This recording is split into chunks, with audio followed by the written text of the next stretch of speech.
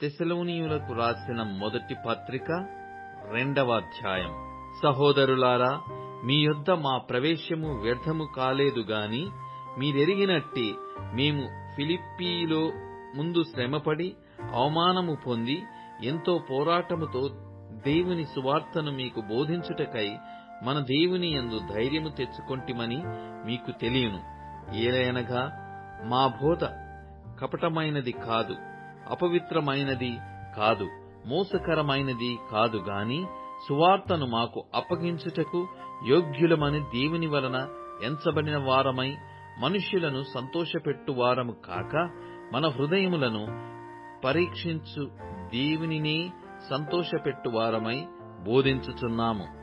మీరెరిగినట్టు మేము ఇచ్చకపు మాటలనైనను ధనాపేక్షను కప్పిపెట్టు వేషమునైనను ఎన్నడును వినియోగింపలేదు. ఇందుకు దేవుడే సాక్షి. మరియు మేము క్రీస్తు యొక్క అపోస్తలులమై యున్నందున అధికారము చేయుటకు సమర్థులమై యున్నను మీ వలననే గాని ఇతరుల వలననే గాని మనుషుల వలన కలుగు ఘనతను మేము కోరలేదు. అయితే స్తన్యమిచ్చు తల్లి తన సొంత బిడ్డలను గారావించినట్లుగా మేము మీ మధ్యను సాధువులమై యుంటిమి. మీరు మాకు బహుప్రియులై యుంటిరి గనుక మీయందు విశేషాపేక్ష గలవారమై దేవుని సువార్తను మాత్రముగాక మా ప్రాణములను కూడా మీకిచ్చుటకు సిద్ధపడి యుంటిమి. అవును సహోదరులారా, మా ప్రయాసమును కష్టమును మీకు జ్ఞాపకమున్నది గదా. మేము మీలో ఎవనికైనను భారముగా ఉండకూడదని రాత్రింబగళ్ళు కష్టము చేసి జీవనము చేయిచు మీకు దేవుని సువార్తను ప్రకటించితిమి.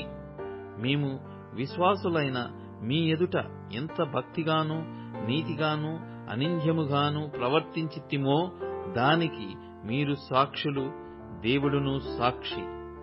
తన రాజ్యమునకును మహిమకును మిమ్మును పిలుచుచున్న దేవునికి తగినట్టుగా మీరు నడుచుకొనవలెనని మేము మీలో ప్రతివానిని హెచ్చరించుచు ధైర్యపరచుచు సాక్ష్యమిచ్చుచు తండ్రి తన బిడ్డల ఎడల నడుచుకొను రీతిగా మీలో ప్రతివాని ఎడల మేము నడుచుకొంటిమని మీకు తెలియను. ఆ హేతువు చేతను మీరు దేవుని గూర్చిన వర్తమాన వాక్యము మా వలన అంగీకరించినప్పుడు మనుష్యుల వాక్యమని ఎంచక అది నిజముగా ఉన్నట్టు దేవుని వాక్యమని దానిని అంగీకరించితిరి గనుక మేమును మానక దేవునికి కృతజ్ఞతాస్తుతులు చెల్లించుచున్నాము. ఆ వాక్యమే విశ్వాసులైన మీలో కార్యసిద్ధి కలుగజేయుచున్నది. అవును సహోదరులారా, మీరు యూదయలో క్రీస్తు యేసునందున్న దేవుని సంఘములను పోలి నడుచుకొనిన వారైతిరి. వారు యూదుల వలన అనుభవించినట్టి శ్రమలే మీరును మీ సొంత దేశస్థుల వలన అనుభవించితిరి.